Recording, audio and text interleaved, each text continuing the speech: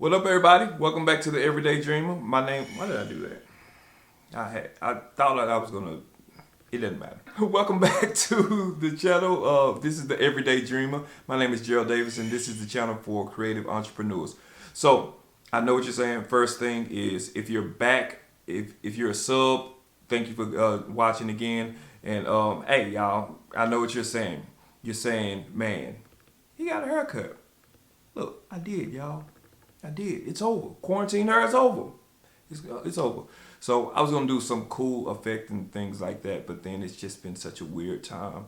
And if you're anything like me, you're just struggling. Man, do I even post right now? What do I do? So we're gonna do another video about that a little bit later on. But I just had an interesting Facebook conversation.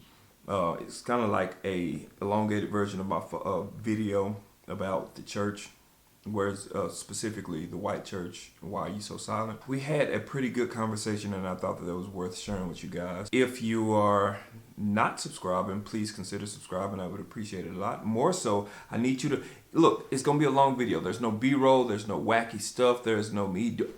There's nothing. There's nothing me. I'm not doing any of that. So I'm just kind of talking. So you don't necessarily need to put eyes on it, but if you can just kind of let it play in the background and hear the conversation, I think it's worth it. So should I roll the intro? I'm not gonna roll the intro. It's already too long. Before we do that, I hope you guys are registered to vote. If you're out there protesting, be safe. If you're out there rioting, don't. If you're out there looting, don't. Rest in power, George Floyd.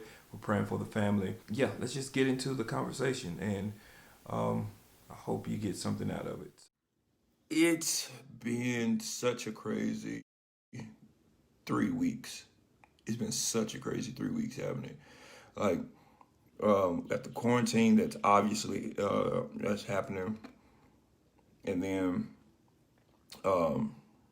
we said church is essential, and then that was a whole thing, and then so that was like just your regular. It was just your regular like Facebook argument, right? Church is essential, church not essential, and I mean, but the whole church is essential thing, it still ties into everything because it just does. So that happened, and then it was it was all good. We agree to disagree, so on and so forth. And then Memorial Day happened, and everything changed.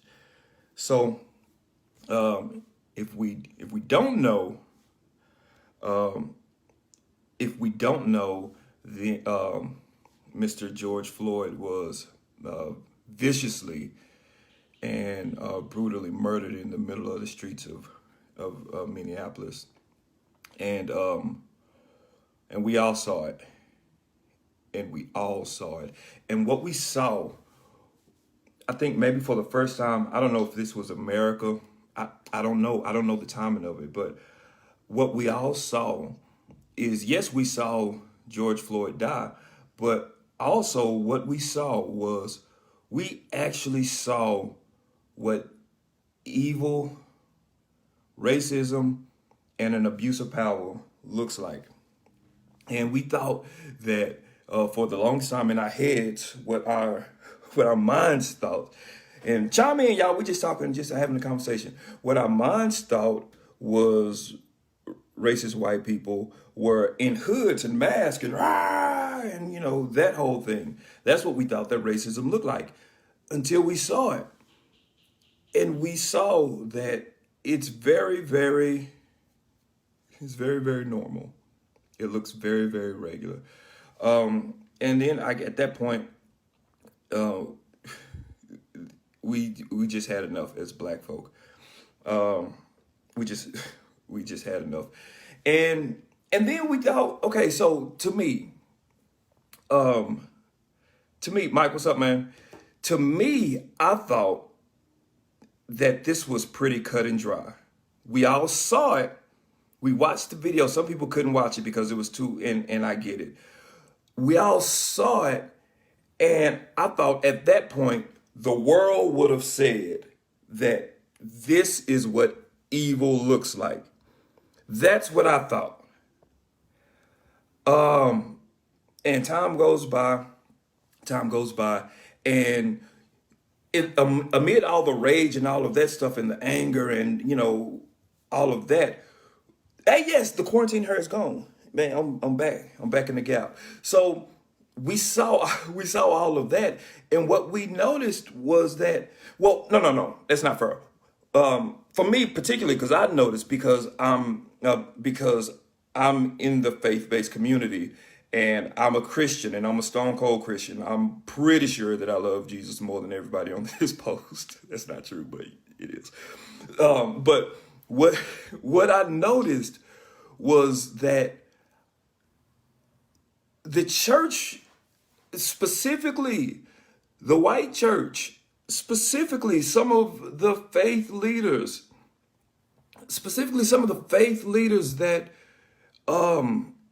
that we all go to their church and that we all frequent their church, and we go to their conferences, and we buy their books, and we buy their music, and we do all of this stuff, and we support them, and we repost and hashtag all of this stuff.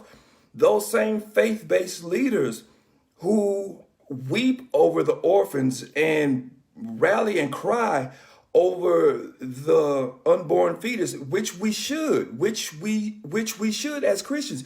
But when we all saw that, I started noticing that some of the people that we deem as leaders are awkwardly silent. And I was like, okay, you know what? Maybe they're getting their thoughts together. I don't know. But it's not a hard call. Everything that we saw is not a hard call. We saw a white man, and I'm not mincing my words. We saw a white man have his knee on the neck of a black man and take his life. And it was so cut and dry. It was so cut and dry, yet us, the church, was so silent about it.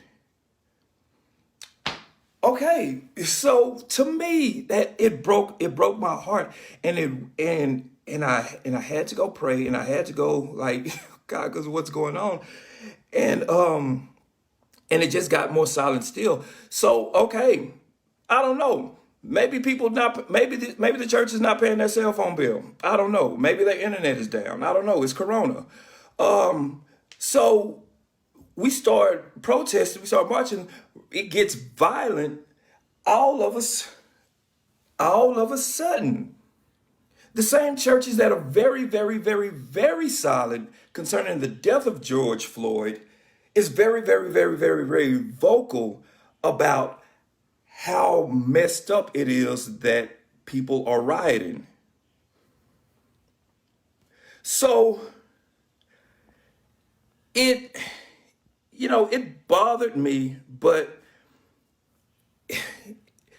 it bothered me, and I say stuff about it, and I'll continue to say stuff about it. And I see people coming in, so yeah, if you want to chime in, we just having a conversation. But it bothered me, but I remained unmoved that as much as I have the obligation to post about all the things. What up, Trent? As much as I have the obligation to post about things that are easy to post about in my faith, I also have to post about when us as a Christian body are missing the mark. And we can't say that to me, I don't know. We can't say that we're being cautious with the silence because I am taking questions. I will very much so take questions. But we can't say that we're cautious and see how this whole thing plays out, because we were very, very, very quick and vocal when church is essential. We were very, very vocal when church is essential. 2 weeks ago, 1 week later, George Floyd happens. We're cautiously silent, seeing how it's going to play out. When we start looting, we're very, very, very, very vocal, very, very quickly. So at this point, I have no other choice but to conclude that silence is a choice. And it's unfortunate to me because we're the same ones who, I won't even go down that road. What I was having a conversation with somebody today about probably what's going to happen in the church for the next 6 months to a year. What's going to happen, I believe, mark me on it, is that those who may not necessarily, those who disagree with Black Lives Matter, which is not, which is, by the way, which is not a hashtag, it's a plea. Y'all don't kill us on the streets. So those who disagree with that, waiting for it to settle down, gonna have some type of town hall, some type of meeting, some type of gathering or whatever. And it's going to have some clever name, unity in the community, or we're all is one, same God, same blood, whatever the case, you're going to name it. You're going to do that. You're going to get a couple of talking blackheads to come and repeat your sentiments and say, we're all in one. It's not about black. It's not about white. It's all about, that whole thing. We're going to hug. We're going to have a kumbaya moment. Somebody's going to take that picture. Somebody's going to post that picture to social media. And then that organization is going to now be absolved of all moral responsibility because look at what we did. The issue is that I think the issue is that some of the churches, and believe me, because I see a lot of Victory Outreach people on here, so I'll address it directly. I'm not speaking directly about Victory Outreach, but I'm not excluding. But this is for all organizations that has not taken a stand and said that evil is wrong. That is wrong. And waiting to have that kumbaya moment and absolve themselves of the responsibility of doing the work for real reconciliation. Because real reconciliation does not happen on a platform with a forum. Real reconciliation happens in the hearts behind the scenes. Question. Could it be that they just don't know what to say or waiting to listen before they make a comment? I think that's a lot to do with it, Liz. I think that's a lot to do with it. I think that some are waiting. Some don't want to make a verbal gaffe, like they just don't want to say the wrong thing, because some do feel like, man, you can't win. Whatever you say, you're gonna get drugs. So they're trying to figure out the right thing. The only problem with that is that as you're waiting, you have parishioners and members and people who are looking up to you, waiting to see how you feel as a leader. And every day that you don't say something, every day that you don't take a definitive stand, you are complicit. And you may not think that in your mind, but I can't speak for all black folk, but for the majority of us, that's what we're thinking. We're thinking that you're not speaking because you don't care. And you just want the whole thing to go away. And I'm saying that Eddie James is a good example of speaking and getting backlash. No, Eddie James is not a good example of speaking and getting backlash. Danny, and I'm saying this in love, I'm not jumping down your throat. Eddie James is saying that because that's what Eddie James believes. And a very interesting thing, okay, do you think people don't agree with Black Lives Mattering, or that they don't agree with the Black Lives Matter organization because you actually know any Christians who doesn't value black lives? I know plenty of Christians that don't value black lives. I know a lot of Christians that doesn't value black lives. I can go down a laundry list of Christians that don't value black lives. I can tell you story after story of not stuff that I heard, stuff that I know, that they don't value black lives. They value black membership, they value black tithes, they value black talent, but they do not value black lives. Once again, not everybody, but there are some, yes. And I really believe that there are some of our prominent preachers and our prominent ministers that have not said that they denounce this evil because that's what they think is right. And I feel fussy, so that's not where I'm trying to go with this. That's where I'm not trying to go with this. But when you're silent, yep, Tasha, you're exactly right. When you're silent, it says a lot.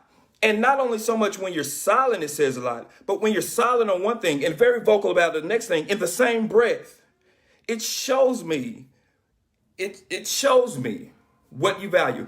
And to me, as an artist, as a gospel artist, I said this on my YouTube video on the Everyday Dreamer channel. What up, Floyd? Everyday Dreamer channel. I said this, and I stand by it, that it's partly our fault too as gospel artists and as gospel musicians, because we take these platforms knowing people don't care about us like that, knowing that we're not valued more than our talent, knowing that they value our culture more than they value our life. And we still take their platform and we still use their post and we still, yes, sir, and we still take the photo op and we still take their endorsement, because even though we know that they don't care about us and they think that we're less than, we use them just like they use us. And that's our fault too. That's our fault too. Do you think Christians are hesitant to support Black Lives Matter because they think it's a liberal democratic movement, and then have to agree with everything else? I feel like many see Black Lives Matter as political. I think that's very true. I think that's very true. I think that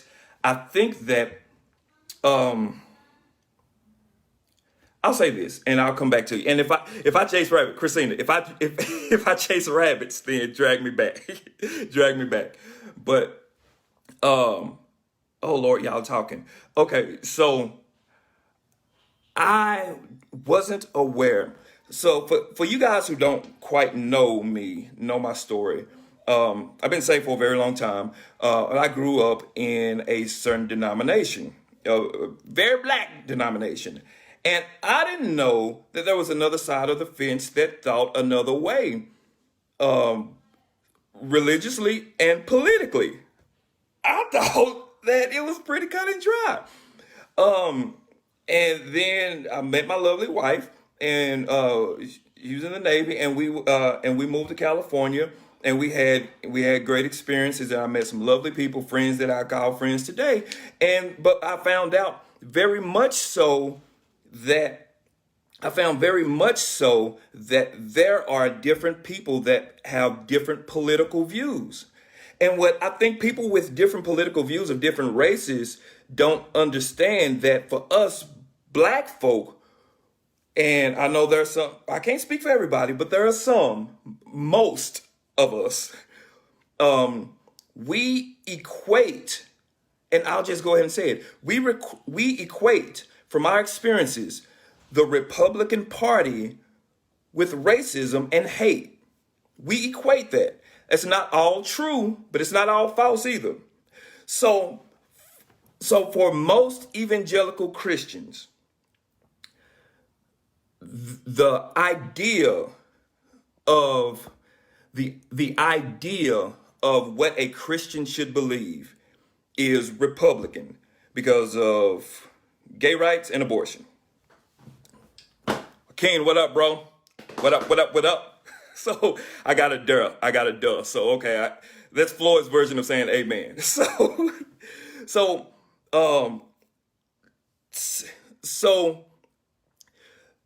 what I found out, and this is not just on the black side or the white side. I mean, this is not just on the Democratic side or the Republican side, but this is both side party sides, which is why I think it's very, very dangerous to talk about politics, because it starts to get pretty passionate. I think your statement about Republicans is more rooted in the Deep South. Yeah. And then I grew up from Texas too, so My definition of a Republican may be different than your definition of a Republican. My definition of a Republican is they hate me and trying to kill me, and that's just that. But so what I thought were Christian, what some people are, they relate being a Republican and being a Christian together. So now you have this intermingling of politics, your political agenda, and your spiritual agenda. And so you got that going on that side. And now you got the Democrats going on this side saying that how could you call yourself a Christian, hate me, kill me, and then tell me that Jesus loves me at the same time? So you have that clash. So every time you say Republican, I think of hateful white man. And current events is really, honestly not really proving me wrong up to this point. When you think of Democrat, you think to the evangelical Christian. When you think of Democrat, you think of pro-choice and same-sex marriage, which is everything away from the Christian. So on the black side, I'm saying, hey, Republican, how can you be a Christian and hate me? Republican is saying, hey, Democrat, how can you be a Christian and want to kill babies? That's the general premise. So I think that's a foundation, going back to Christina's question. That's the general foundation of when you say, do people think that do conservatives think that Black Lives Matter is a political thing and you don't want to party yourself with that? I think that's very true. But the issue is that while you're taking up a political space saying that I don't support this policy wise, what I'm hearing is that you don't think my life is worth it. And yet you want me to sing for you. Yet you want me to dance and sweat for you. Yet you want me to make your music, play your sports, and do all of this other stuff to entertain you. But you don't think my life matters. That's what I hear. So,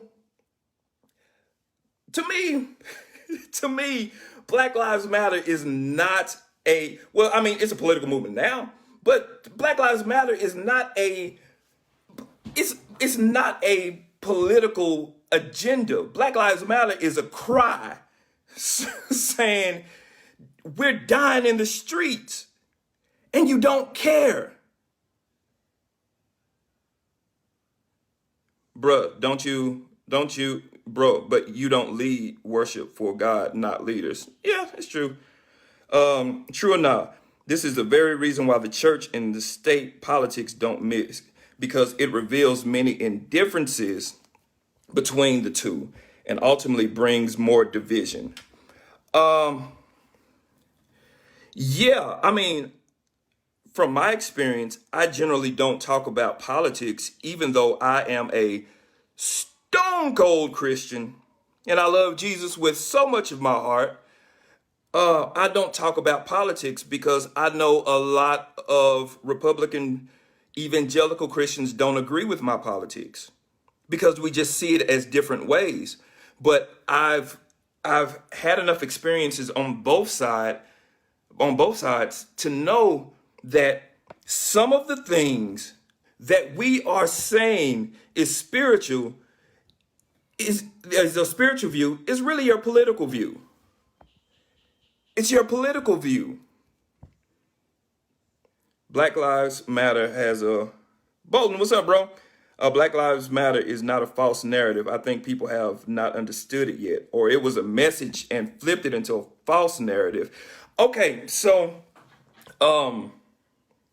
there's this thing that's called the dog whistle tactic. Is that you say something that only a certain pitch can hear, and those people can respond to that frequency. So, and once again, I don't want to talk politics. I really don't. But I mean, I will. I will. But since 2016, there has been this there has been this new phrase that has been thrown into the lexicon. Okay, haircut. There's been this new phrase that has been thrown into the lexicon, and that's fake news. And whether you want to believe me or whether you don't, then that's okay. But this is my perspective. My perspective is that our President Donald Trump, has been throwing out coded words for people to grab on. Fake news was not in the lexicon before 2016.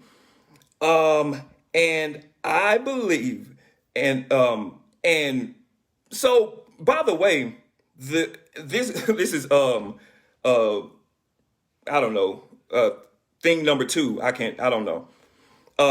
Is that Colin Kaepernick's original protest had nothing to do with armed military and the flag and disrespect, desecration and of the flag of all of that. It was against police brutality.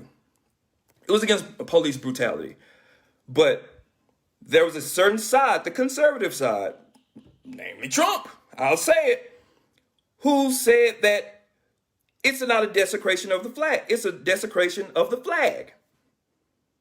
It's a desecration of all of my men and women and so on and so forth, and who went and gave their lives. It was never about that. It was about police brutality. Now, when we think of kneeling, what do we think of? The flag, because they took that and took away the whole original premise. And I'm sorry if I'm upsetting some of y'all, but this is the truth.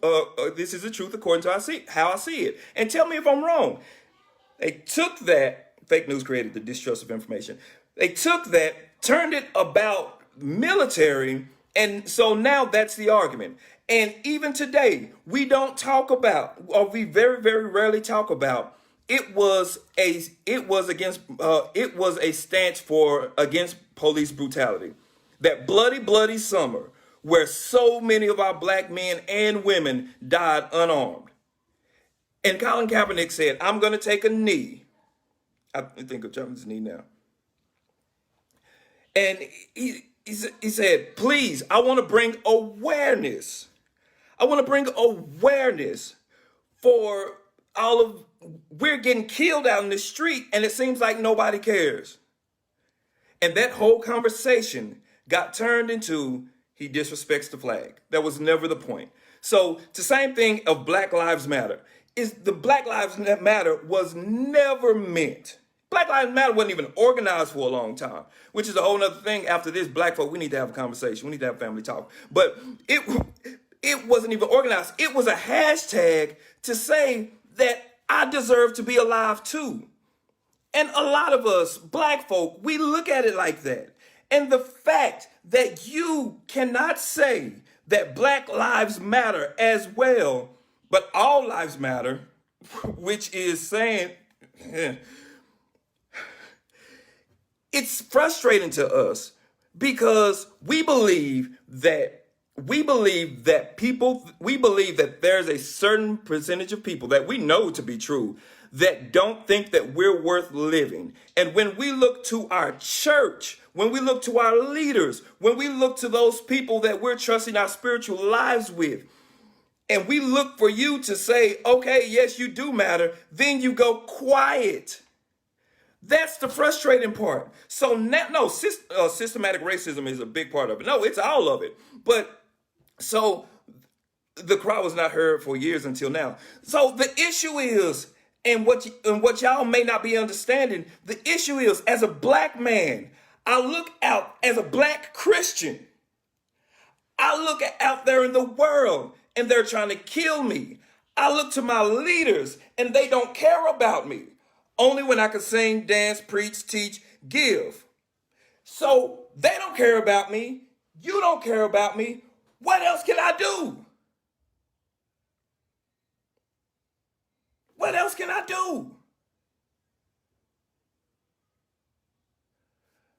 But what you want to do is you want to get us black folk on your platform, on your stage, in your timing to say what you want us to say to make you feel better about not caring. And you want your kumbaya moment and you want everything to go away. A lot of the church, and I'm sorry for getting this passionate, but a lot of the church is just waiting for this whole thing to go away. But yet we're dying. And you want to go out and I'm sorry. I'm usually not like this, y'all. I'm usually not like this. But you want to go out to the other side of the world and take pictures with orphans and take pictures with people and take pictures in third world countries and build wells and build schools and all of that stuff, which we should. But when the people that follow you, when the people that looks to you, when the people that it prays for you, when the people that buys your CDs and buys your books, and the people that makes your conferences better, and the people that makes your music better, and the people that does all of this stuff, when we're saying, preacher, sir, ma'am, are you with us? I don't want you out there marching. You don't gotta march if you don't want to march. Nobody's asking anybody to march. What we're saying is, preacher, leader, whoever, is my life worth it? And what your silence is saying is no, but looting is bad. Oh man, those animals out there rioting.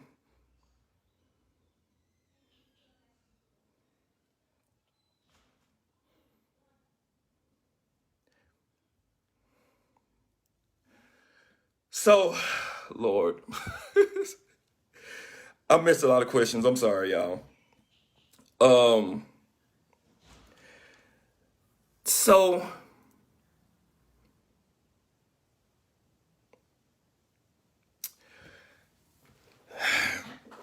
I'm trying to figure out what's being said in between the lines. What's being said? But why ask when you already know the answer? Because we hope that the answer is different. We hope that the answer is different. I don't know why I'm so loud, darling. We hope that the answer is different. We hope that. Let me say this, because it's rabbit holes, y'all. Um, what am what am I believing for? What am I believing as a Christian? And I am 100% a Christian. Absolutely love Jesus as much as I did on the first day. What am I believing for? I'm believing for, back to AJ's point, I'm believing for systematic change. Out of all of this, and I'm passionate, and well, a lot of people are passionate, and a lot of people don't have leadership or direction, which is a whole nother conversation. What I'm hoping for and what I'm believing for and what we're working for is systematic change. Federal legislative law that says that if a police officer kills an unarmed black man or a black woman, then they should be tried as a murderer to the fullest extent of the law. That's what I hope. That's what I hope.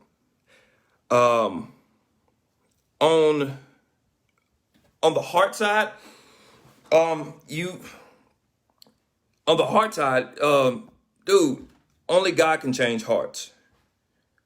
Only God can change hearts. I've had enough conversations, and I've had enough back and forth over the years with people to know that really Facebook and Instagram arguments and all of that stuff, most people surround themselves with what they agree with. So most people are gassed up believing that they're right. So if I go into a conversation, very rarely will I have a conversation via Facebook. I have an argument. And really what the argument is not so much the issue. The argument is who's right. Let me say this. Hold on, my wife is talking, so I gotta acknowledge that. Murder is murder, but if the murder of black people by different races walk free, then the system needs to change, my husband stated. Okay, wife backing me up. Hold on, I feel your pain. Anyone murdered by a police officer should be tried by furthest extent of the law. Yeah, okay. And they should be tried to the furthest extent of the law. But what my hope for the systematic change is for in the federal legislation that puts that on the books is that I really believe that only God can change the hearts. We need the laws to protect us while God changes the hearts. Like, don't keep killing us while God is working on your heart. If somebody knows that if a police if a police officer knows that if I take the liberty and kill this man, then my life is over. If they know that, then maybe that'll make them think twice about killing me cold dead in the street.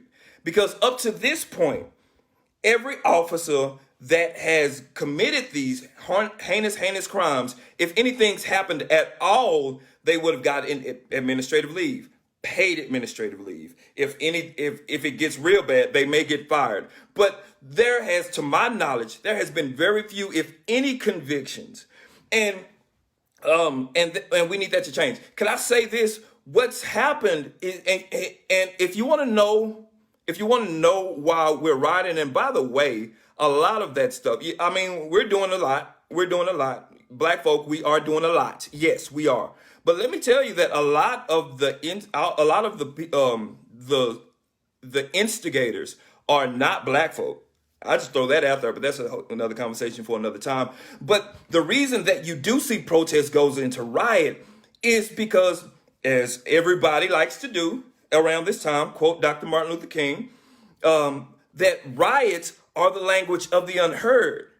And if you keep killing me, and we keep saying, please don't kill me, and you say, okay, I hear you, and you keep killing me, and nothing happens. You keep killing me, and nothing happens. And you keep oppressing me, and you keep profiling me, and you keep denying me opportunity, and you keep your foot on our neck so long, and we see murderer after murderer after murderer after murderer after murderer go free.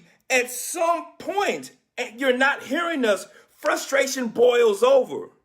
What you're seeing, my dear beloved people, is right and wrong. Yes. Should people riot? Should people loot? No.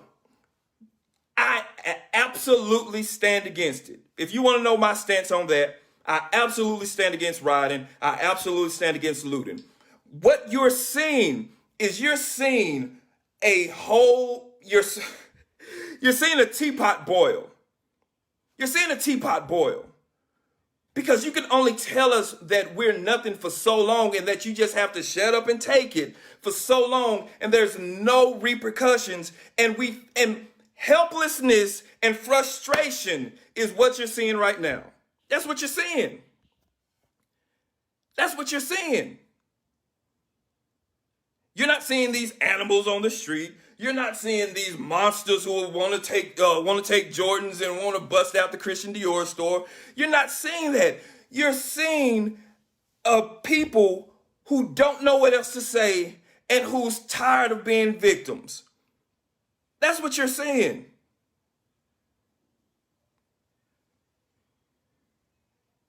And it's unfortunate because it's easy for those who want us to shut up and go away and for this whole thing to die down. It's easy to say, see, look at those monsters. It's easy to say that and dismiss the whole thing.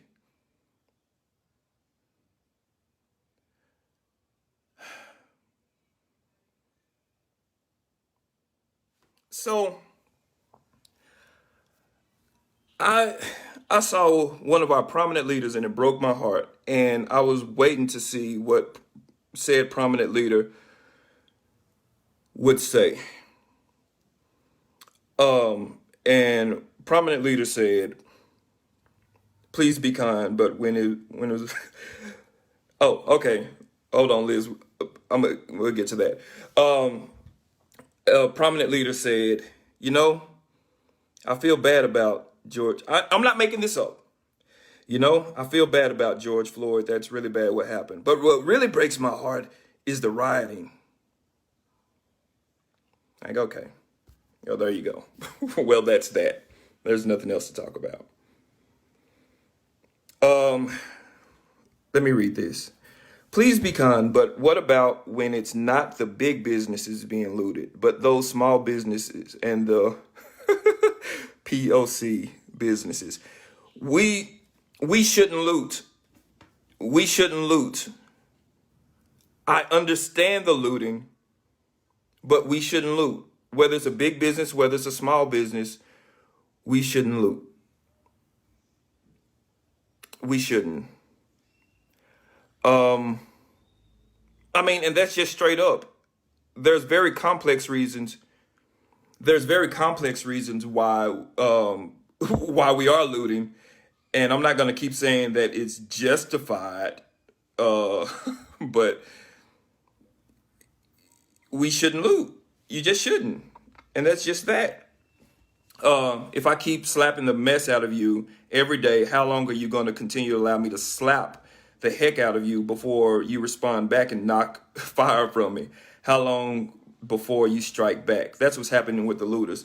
We're saying the looting is saying, and once again, I'm not out there. I don't have any stats to quantify this, but I'm not totally sure that looting would be as bad as it is if it wasn't initiated by, I'll say it, by the white folks. But my wife, loving wife, brings up a very good point. You got to make sure that you're not intermingling protesting and looting because they're not the same thing. I know that's the visuals that you want to see, but they're not the same thing. There are plenty of peaceful protests, and there are plenty of lootings. And look, it's easy. Protest good, looting bad. Like, you know. But back to the point though, is that um, in the in the natural realm, and I know that we don't fight against flesh and blood, but against principalities, powers, weakness, and even our places. I know that. Um, in the natural realm, I think there's something that's happening very spiritually too, and I'll say that. I'll say that after I say this. But in the natural realm, what we want, what we need, is systemic change and laws put in place. Everything else is emotion, and we can work out. We need laws. We need laws. If we don't have laws, if we don't have laws that protect us, then this is all for nothing. I'm not gonna say all for nothing, but we're missing a great opportunity. We need laws in place that protect us. Um, Spiritually, I think that it's a lot going on. I think that there's a got a question. Go ahead, Danny. Go ahead, Danny. While Danny's typing his question, uh,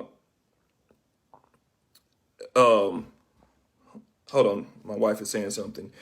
Respectfully, the mindset wasn't going to change whether the people loot or not. Oh yes, if you thought black folks were animals before the looting, whether I loot or not, you already felt that way. My decency isn't going to change a racist mind. It's not up to me to do that. So for those who have like how would you like us to protest? We took a knee. You had a problem with that. We marched peacefully. You had a problem with that. You're looting. You shouldn't do it. You got a problem with that. Dr. Martin Luther King marched peacefully. Y'all killed him. Like, what do you? How can we protest to please you? What protest could we do to make you comfortable? Oh no, I know what protest we can do to make you comfortable. We can stop talking and wait for it to go away and saying soon we'll be done with the troubles of the world because this world is so bad for black folk that the only hope that we have is when we die and go to heaven.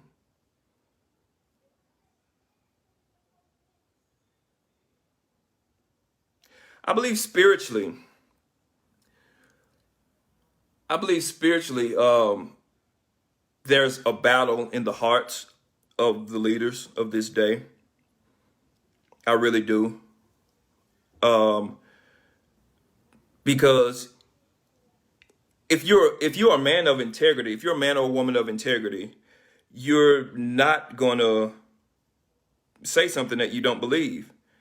And if you really don't believe that Black Lives Matter and that racism and hatred is wrong, and you are a racist, then it's gonna reveal that you're a hypocrite in sort of a way. And at that point, because it's the goodness of God, come on, scripture, it's the goodness of God that brings us to repentance. So you're either going to have to repent and change your whole life, because true change is not gonna come with the kumbaya moment on the stage. True change is gonna come in the private moments in your home, in your bedroom, when nobody is watching. Because man looks at the outward appearance, but God looks at the heart. So if you have your kumbaya moment, if there's any leaders, preachers, pastors on here, if you have your kumbaya moment on the stage, and if you're in the South or you're on the East Coast, you sing Hezekiah Walker, I need you to survive. If you have that moment and you're still calling people N-words on text messages behind closed doors, and you're still talking about their monkeys and animals, and if you're still suppressing people just because they're black, if you're still doing that behind closed doors, and you had your kumbaya moment in the green room, it was for nothing and it was all vanity, and you could have kept that to yourself. It was a moment of pride. Shane comes in the shepherd field. What up, daddy? It was a moment of pride. It was a moment of pride. If change doesn't happen in your heart, then it doesn't matter what you do on the stage. It just doesn't. And I'm telling you, and I don't know if this is going to get cut out or not, but I'm just going to go ahead and say it. A lot of people won't say black because they don't want to stop saying nigga on their text messages.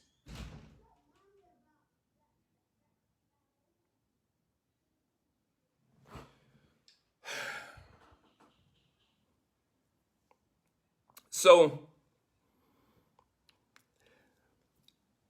I'm praying that I pray that God changes hearts. I do too. I pray that God changes hearts. But I don't think it's going to happen in this generation. I don't think it's going to happen in this generation. I honestly don't. Because for a lot of reasons. But I pray that our kids start to understand what's at stake right now. And I pray that groundwork is laid right now. I pray that groundwork is made right now so that my daughters don't have to have this same conversation 10, 15 years from now. That's what I pray. And it's God that has to change the hearts. And that's what my prayer is. And for those who are who are on this side of the fence, my prayer is that we don't get so consumed with hatred and rage and all of that stuff that we can't love our brother and we can't forgive our brother, because I believe that God is going to change some hearts. I do. Not all, but God is going to change some hearts. And those that say, man, I'm sincerely sorry and I didn't get it and I didn't understand, but I want to, that we're Christian enough to say, okay, let's walk together, because that's what we got to do. That's what we got to do. You might as well get it all out. It's therapeutic. No, I mean, I'm good, Shaquin. I'm good. I really am. I really, really am. And like everybody on this post, I love y'all. But if you agree, if you agree or you don't, if you agree, you don't agree, that's cool. But if you know me, if you're on this post, you know that I love you. You know that I love you. But right is right and wrong is wrong. Revenge with revival. Yeah, I mean, I get it. I do think that revenge should be revival. Yeah, I mean, I get that. But I mean, that's that's fine. But like, what are we calling revival? Are we saying revival is? Are we saying that revival is a great evangelical message? Everybody comes to church, but no hearts are changed. Because if hey Roberto, because if no hearts are changed, you can keep that revival. If we're doing signs and wonders, miracles, signs and wonders, all of this good stuff, and there's a great pulling them in and firing out all of that good stuff, but in your heart you still hate me, I don't need that revival.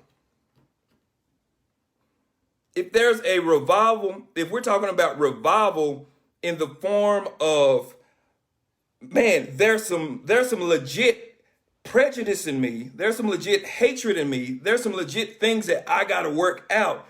God, purify me, cleanse me. Anything that's not like you, turn the searchlight on me, oh Lord. And anything that's not like you, anything that's not pleasing to you, take it out of me. If we're talking about that revival, then I'm all for it. But if we're talking about just bringing more people into church and doing our own thing,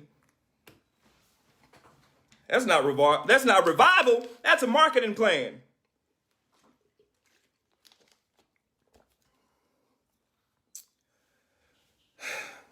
And I had to check my heart too, man.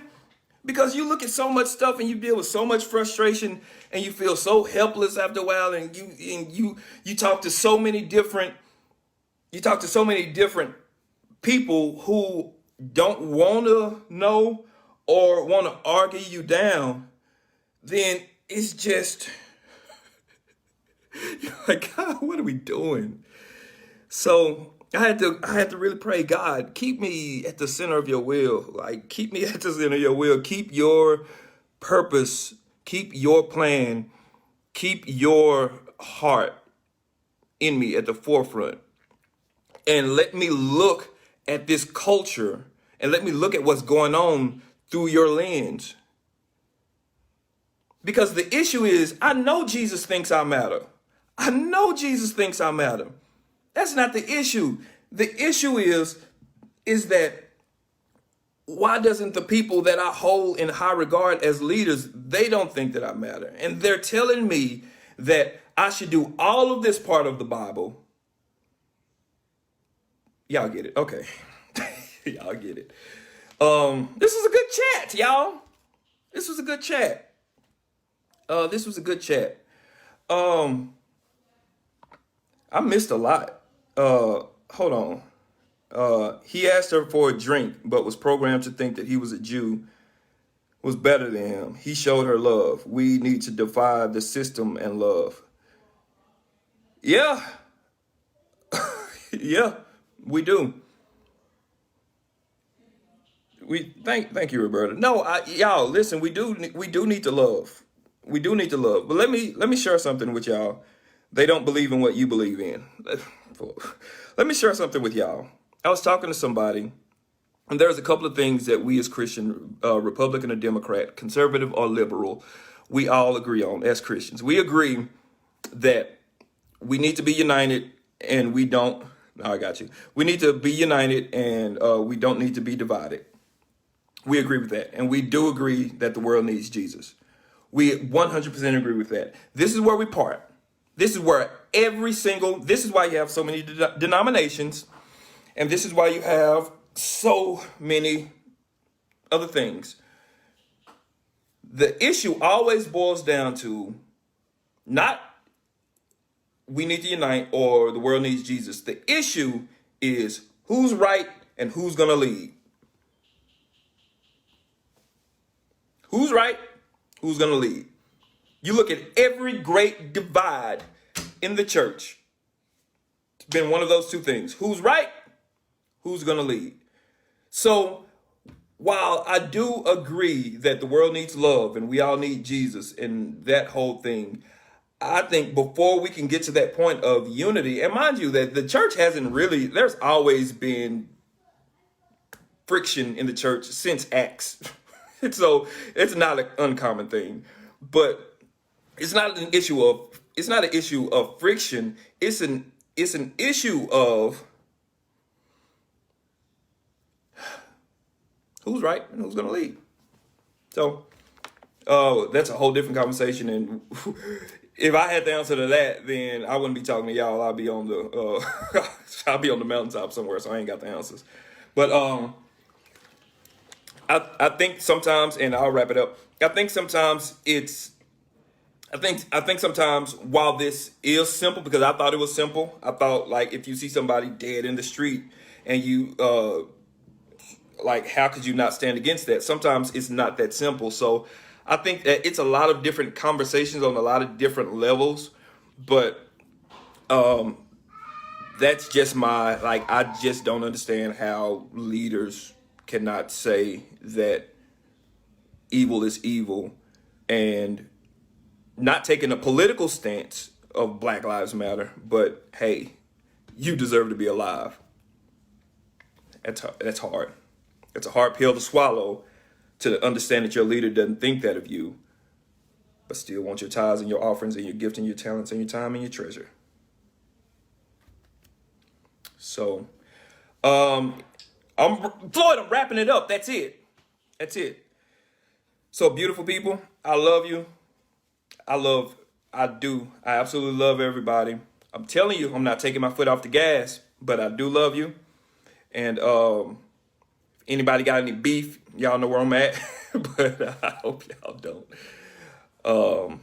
So we're all good. So go with the love of Christ and sin no more. All right, peace.